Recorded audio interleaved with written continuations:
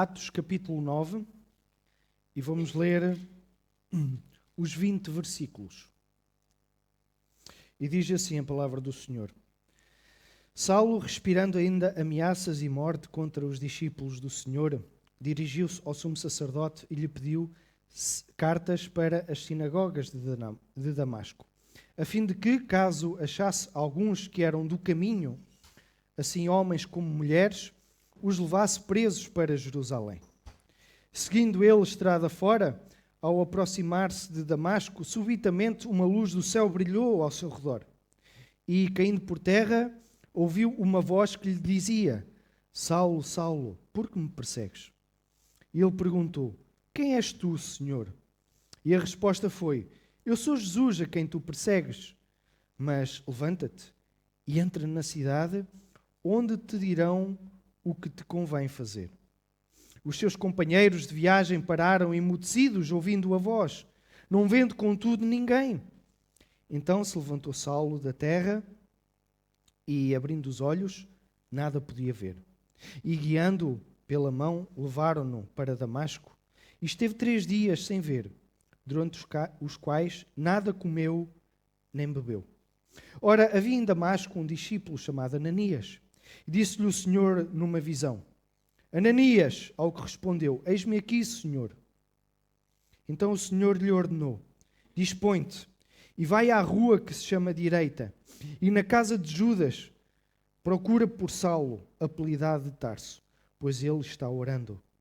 E viu entrar um homem chamado Ananias e impor-lhe as mãos para que recuperasse a vista. Ananias, porém, respondeu: Senhor, de muitos tenho ouvido a respeito desse homem. Quantos males tem feito aos teus santos em Jerusalém? E para aqui trouxe autorização dos principais sacerdotes para prender a todos os que invocam o teu nome. Mas o Senhor lhe disse: Vai, porque este é para mim um instrumento escolhido para levar o meu nome perante os gentios e reis, bem como perante os filhos de Israel. Pois eu lhe mostrarei quanto lhe importa sofrer pelo meu nome. Então Ananias foi e, entrando na casa, impôs sobre ele as mãos, dizendo: Saulo, irmão, o Senhor me enviou a saber o próprio Jesus que te apareceu no caminho, por onde vinhas, para que recuperes a vista e fiques cheio do Espírito Santo. Imediatamente lhe caíram dos olhos como que umas escamas, e tornou a ver. A seguir levantou-se e foi batizado. E depois de ter se alimentado, sentiu-se fortalecido. Então permaneceu em Damasco alguns dias com os discípulos. E logo pregava nas sinagogas a Jesus, afirmando que este é o Filho de Deus. Até aqui a palavra do Senhor.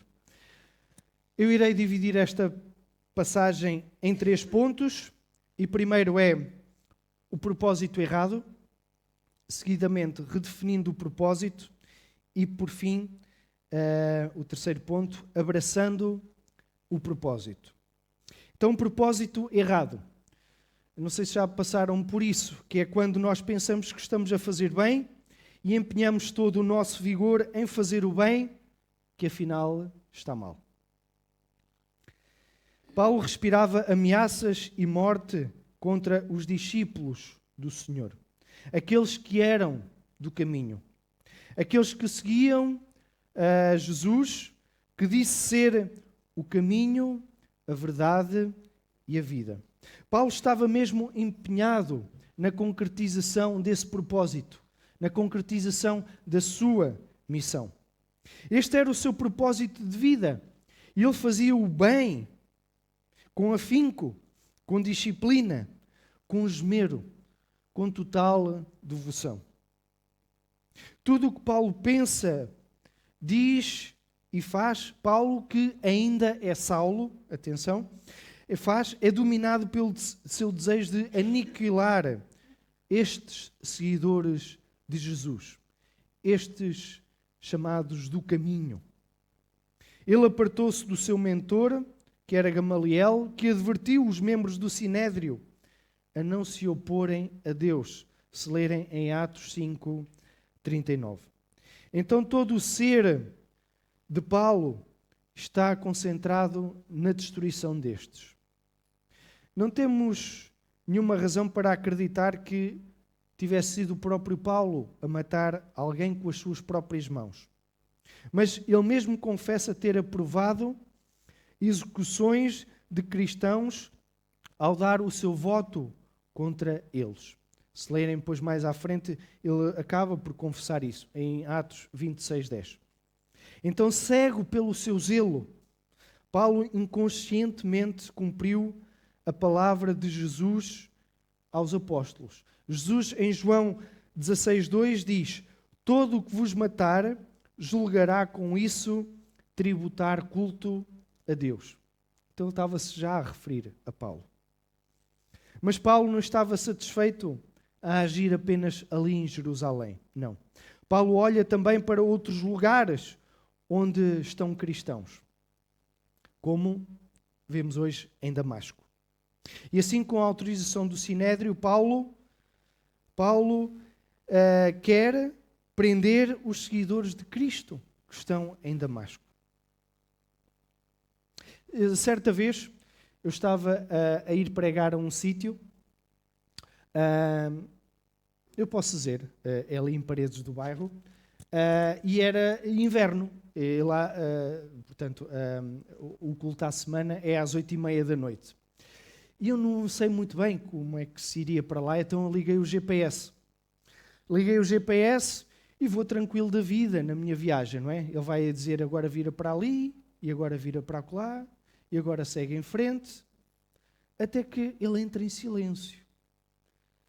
Ele deixa de falar comigo. Eu olho para ele e vejo, olha, estou sem GPS já há algum tempo. Eu olho ao meu redor, está tudo escuro, só vinhas por todo o lado, e eu, onde é que eu estou? O que é que eu faço aqui? Eu olho para o relógio e o que até ia com o tempo começa a passar, a passar.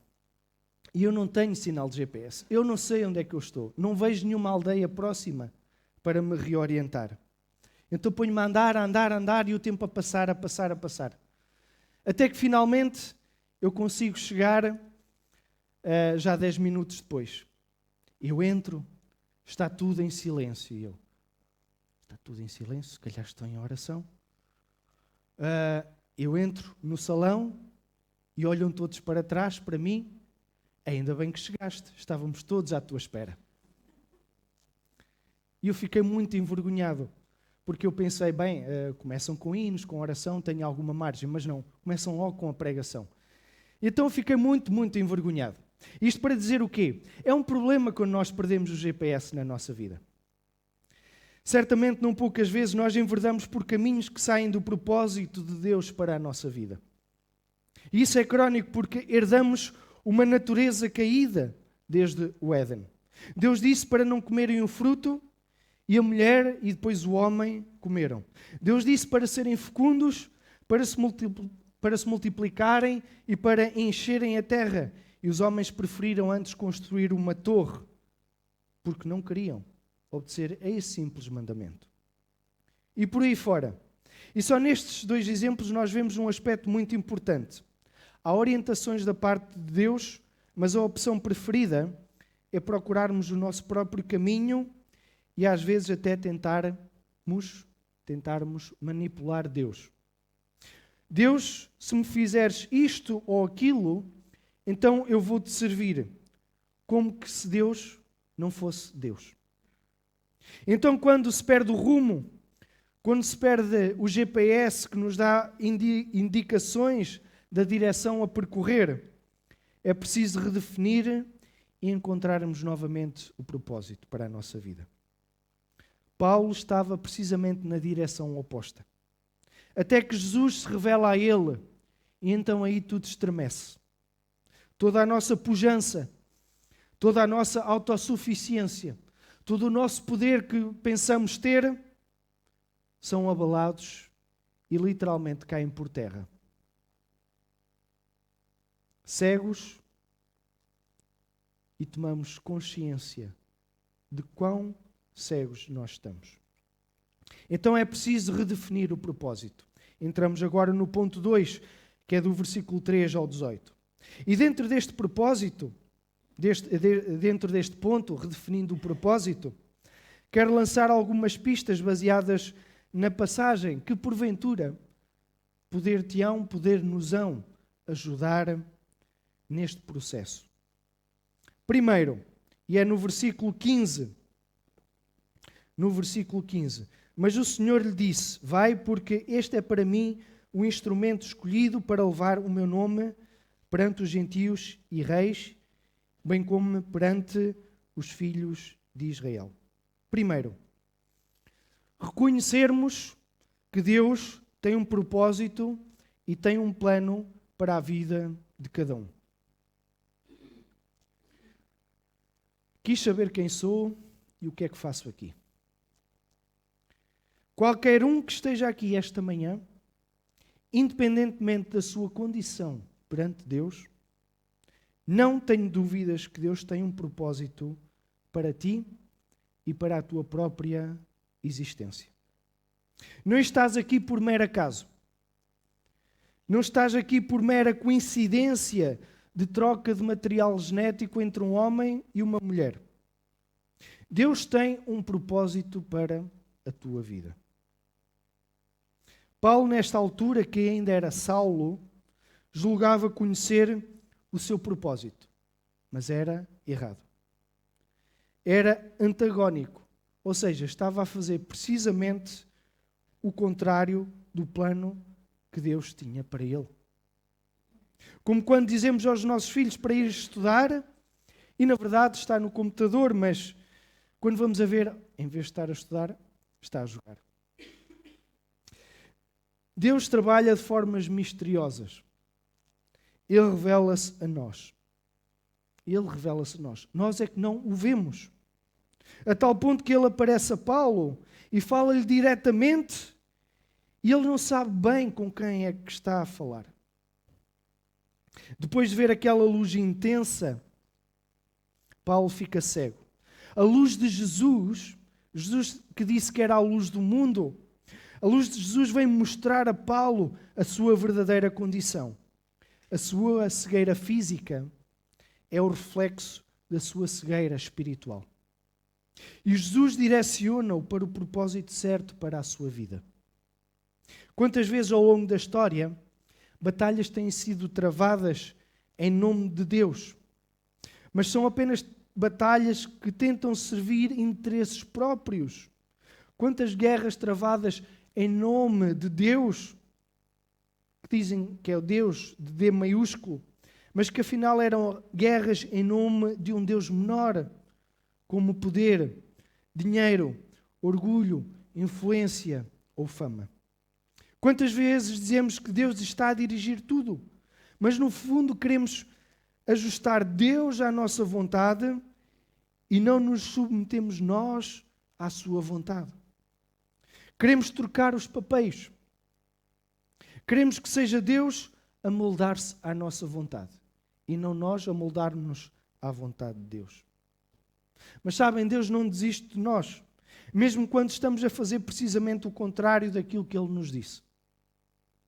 Deus não desiste de falar à nossa vida para nos direcionar, para nos voltar a colocar no seu propósito para nós.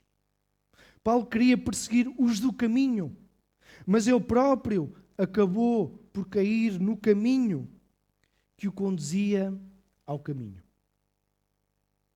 Jeremias 29:11 diz: eu é que sei que pensamentos tenho a vosso respeito, diz o Senhor. Pensamentos de paz e não de mal, para vos dar o fim que desejais. Às vezes pensamos que Deus quer o nosso mal, por não se submeter ou não permitir a nossa vontade. Este versículo aponta que Deus quer sempre o melhor para nós, apesar de nós não o percebermos no tempo presente. Mesmo quando és cristão, é expectável que busques e encontres o plano de Deus para a tua vida. Mesmo se não fores, Deus está continuamente a revelar-se a ti. Seja qual for a tua condição, se calhar estamos tão distraídos que não nos apercebemos quando Ele está a falar à nossa vida, não é? Há muita coisa que nos distrai. Até os aparelhos eletrónicos já têm lá um botãozinho para dizer, para entrar em modo de não distração ou qualquer coisa assim, não é? Porque nós estamos muito distraídos com muitas coisas e distraímos-nos daquilo que Deus quer para a nossa vida. Porque estamos tão absorvidos em querer concretizar o propósito que eu estabeleci para a minha vida e que se calhar nem perguntei a Deus o que é que Ele achava disso. Por isso, porque Deus tem um propósito, porque tem um plano para ti,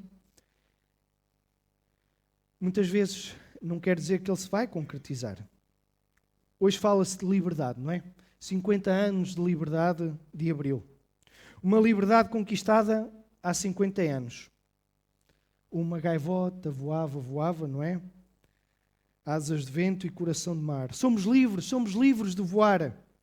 Então isso quer dizer que com a liberdade conquistada, hoje está tudo bem? Não. Hoje fala-se da liberdade que Abril deu. Mas há uma liberdade maior.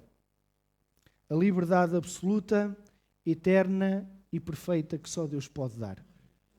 Que é a liberdade do domínio, influência do pecado e do juízo do pecado na nossa vida. Essa é a maior liberdade. Eu vou pedir para lerem Apocalipse 22, 10, 12.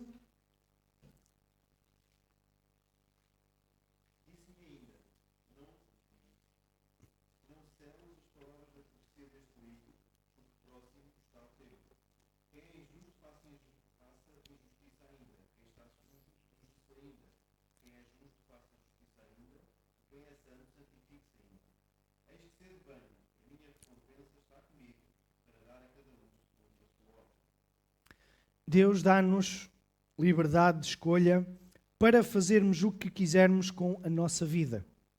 Apesar das suas inúmeras revelações, mas fica sabendo, haverá um dia, como acabámos de ouvir, haverá um dia de prestação de contas. Então, como é que eu posso descobrir a vontade de Deus para a minha vida? Qual o seu propósito para mim? Como é que Deus se revela? Então, para descobrir a vontade de Deus, tu precisas de ouvir e responder à voz de Deus, como é óbvio. À voz de Deus. Então, mas como é que Deus me fala? Como é que Deus fala à minha vida? Salmo 19, 1.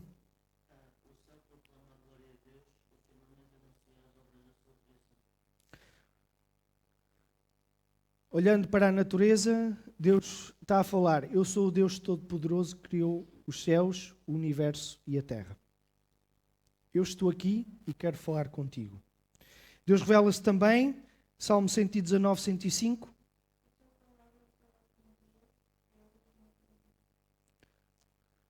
Ou então, também noutra tradução, lâmpada para os meus pés é a tua palavra e luz para o meu caminho.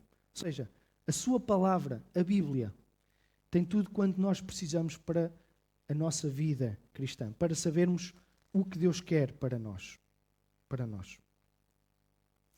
E também através de Jesus, a palavra encarnada. Em Hebreus 1, 1 a 2,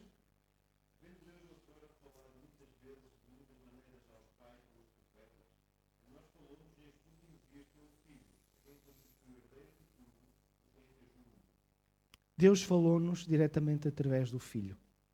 E temos na sua palavra todo o ensinamento de Jesus que nós precisamos. E o Senhor diz também no Salmo 32, 8: Instruí-te-ei e te ensinarei o caminho que deves seguir, e sob as minhas vistas te darei conselho. Portanto, Deus revela-se. Deus fala à tua vida. Deus tem falado à tua vida. Que ouvidos é que lhe tens dado? Ouvimos Deus através da sua palavra e somos desafiados a obedecer, o que nem sempre é fácil. Aqui nos versículos 10 e 12 da passagem de hoje, não é? Ananias começou a questionar. Jesus foi muito específico nas suas instruções. Ele disse a Ananias exatamente o que quer, onde e com quem. E depois de ouvir as instruções, Ananias, que apenas momentos antes tinha respondido: eis-me aqui, Senhor, como cantámos há bocadinho, não é? Disse: Senhor, de muitos tenho ouvido a respeito desse homem, quantos males tem feito aos teus santos em Jerusalém. E para aqui trouxe a autorização dos principais sacerdotes para prender a todos os que invocam o teu nome. Já viram esta atitude de Ananias a questionar a direção de Deus? A questionar a indicação que o Senhor ia querer dizer: olha, Senhor, tu tens a certeza daquilo que tu me estás a dizer? Conheces esse homem a sério? Parece ridículo, não é? Podemos pensar quão tolo é Ananias. Mas quantas vezes nós não fazemos isso? Oh, Senhora, tu tens a certeza disso que tu me estás a dizer? Quando nós não gostamos da forma como Deus conduz as nossas circunstâncias, queremos ser nós a assumir o comando para corrigi-lo e temos até a ousadia de sugerir um caminho melhor, um caminho alternativo, um caminho, porventura, mais excelente. Então esta hesitação é típica, vem da nossa fraqueza da carne. E aqui Ananias, nessa mesma fraqueza, contou a Jesus sobre a horrível reputação de Saulo, como que se Jesus já não o soubesse. E nós podemos argumentar, mas o Senhor diz: vai. Nós podemos arranjar os argumentos que quisermos, mas aqui Jesus diz-lhe: vai. E certa ocasião ouvi um pregador dizer: todos amam ouvir Jesus quando ele diz: vinde até mim todos os que estão cansados e oprimidos e eu vos aliviarei. Não é? Mas quando chegamos ali ele diz: então agora vai. E a partir daí começa a ser mais difícil, não é? Quando ele nos dá instruções claras na sua palavra e é para nós difícil obedecer. Jesus ouviu o argumento de Ananias, mas ele simplesmente diz: vai. Vai porque eu é que sei o que eu tenho para ele. Vai porque eu tenho um propósito para a vida dele.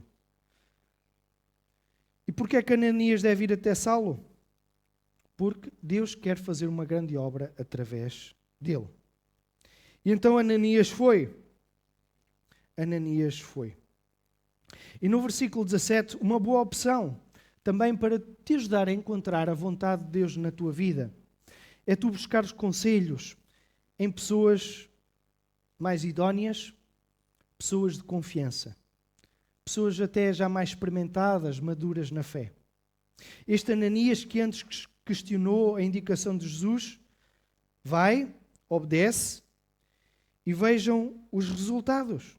Ananias, no versículo 17, foi e entrando em casa impôs sobre ele as mãos, dizendo: Saulo, irmão, o Senhor me enviou, a saber, o próprio Jesus que te apareceu no caminho por onde vinhas, para que recuperes a vista e fiques cheio do Espírito Santo. E imediatamente lhe caíram dos olhos como que umas escamas e tornou a ver. A ação de um irmão mais velho. Deus usa intermediários, irmãos na fé, para nos ajudarem a ver. Ananias foi enviado por Jesus para que Saulo recuperasse a visão e fosse cheio do Espírito Santo. Tal como Jesus lhe apareceu no caminho, Jesus podia continuar a aparecer-lhe. Mas não. Ele enviou Ananias. E o que é que podemos tirar daqui? Jesus usou Ananias para que Paulo recuperasse da sua cegueira. Não só física, mas espiritual também. Deus fala à nossa vida através de irmãos na fé. Quantas vezes eu tenho sido abençoado na minha vida pela partilha que outros irmãos têm da sua fé. Quantas vezes tenho sido abençoado pela sua experiência, tenho usufruído já do seu aconselhamento, até do seu amor e da sua compreensão. Por isso sim, Deus revela-se também à nossa vida pela vida, testemunho e conselhos de outros irmãos. Então fica um conselho para ti aqui esta manhã. Na equação para encontrares a vontade de Deus para a tua vida, busca também a opinião do irmão na fé. Alguém que tu vejas como temente ao Senhor. em que tu podes confiar plenamente, sabendo que o que tu disseres vai ficar ali. Que tu sabes que Ele vai orar intencionalmente por ti. Por isso é que faz sentido ser igreja. Estarmos todos juntos, aprofundarmos relacionamentos, para nos aconselharmos, encorajarmos mutuamente. Outro desafio, medita também no chamado de Deus para ti, no versículo 9. No versículo 9. Ele esteve 3 dias sem ver, durante os quais nada comeu nem bebeu. Às vezes, como no caso de Paulo, nós precisamos de um tempo de espera antes de embarcar na missão, para não agirmos de uma maneira improvisada e imprudente no propósito que Ele tem para ti. Paulo ficou ali recolhido 3 dias, como que a marinar, não é? Em jejum, não comeu, não bebeu, ele estava mesmo angustiado, deprimido com o que lhe estava a acontecer. E Jesus até mais à frente diz, ele tem estado a orar. É mais conveniente dar um passo de cada vez do que confiar em demasiado no entusiasmo e na boa vontade que se evaporam facilmente quando surgem os primeiros problemas e obstáculos. Não tomar decisões baseadas em emoções, no impulso do momento. E neste tempo de recolhimento e de reflexão, juntemos também a oração. Orar. Jesus disse a Ananias, ele está orando. E durante estes 3 dias Paulo orou, jejuou. E não é fácil quando tomamos consciência de que afinal eu estava errado. Quando nós tomamos consciência de que, que tolo que eu fui. E esta oração é a ponte entre Deus e o homem. E também entre os crentes individualmente. Quando Paulo, ferido pela cegueira, começa a orar veementemente a Jesus, ele vem-lhe ao encontro numa visão e prepara-o para a sua entrada na comunidade cristã. Jesus acalma o medo de Ananias, dizendo que Paulo está orando. Com estas palavras, Jesus está a preparar todas as coisas. Indica que Paulo tem estado o tempo todo em constante oração. Dá a entender que Paulo, ao orar a ele, tem colocado já em Jesus, nele, a sua confiança. E que Jesus o aceitou. Portanto, é chegada a hora de Paulo conhecer um irmão espiritual em Cristo. Jesus está a preparar ambos, seja Paulo, seja Ananias, aparecendo a cada um em visões, dando-lhes instruções. E dessa maneira, o próprio Jesus remove a barreira que separa o ex-perseguidor do cristão perseguido. A oração prepara-nos para tomarmos decisões na nossa vida. E é também um sinal de que dependemos do Senhor. Então, chegou a hora de abraçarmos o propósito. Tomando consciência do propósito, que afinal era errado, redefinindo o propósito, então está na hora de abraçar esse propósito. Está na hora de abraçar esse propósito. Desculpem-me usar outra música, mas às vezes usa-se músicas porque elas transmitem, às vezes, mensagens com as quais nós nos identificamos. E o Jimmy Cliff, ele cantou em determinada altura, I Can See Clearly Now, que traduzida diz o seguinte: eu posso ver claramente agora que a chuva se foi, consigo ver todos os obstáculos no meu caminho, as nuvens negras que me cegavam foram embora. Será um brilhante dia de sol, brilhante dia de sol. Agora sim, a dor foi embora. Todos os sentimentos maus desapareceram. Aqui está o arco-íris pelo qual eu tenho orado e será um brilhante dia de sol. Quando tens o teu propósito clarificado, é esperada a ação. Depois de passar por este momento de crise e de choque, que é tomar a consciência de que afinal o propósito que julgava por certo era afinal errado, Paulo agora vem claramente e age. Levanta-se, é batizado e ele parte logo para a ação. Como é que termina? e logo pregava nas sinagogas a Jesus, afirmando de que este era o Filho de Deus. Permaneceu com os irmãos em Damasco e ele partiu logo para pregar sobre este Jesus que antes perseguia. E ele logo passaria de perseguidor a perseguido. Isso é indicador de que seguir Jesus não é sinónimo de facilidades. Está-se tudo bem agora, não é? Quando Paulo escreveu aos Gálatas, ele deu um destaque importante ao dizer que não havia recebido a sua autoridade de nenhum ser humano. A sua autoridade apostólica tinha vindo diretamente do Senhor Jesus. Nós fomos chamados para sermos vasos escolhidos, instrumentos, ferramentas para influenciar o mundo e levar o nome de Jesus onde nós pudermos e onde formos chamados. Provavelmente aqui esta manhã estarás a pensar em grandes decisões que terás de tomar na tua vida. Senhor, qual é o teu propósito para mim? Qual é a tua vontade para a minha vida? Deixa-me dizer-te que se estás a fazer esta pergunta de uma forma genuína, já é um bom sinal, porque já estás a colocar Deus na equação do teu processo de escolha ou de tomada de decisão. E estás a demonstrar desejo de que a sua vontade seja feita na tua vida. Jesus lá no Getsémani, na sua angústia antes de ser crucificado, disse: Pai, se possível, passa de mim este cálice, mas não se faça a minha vontade, mas a tua.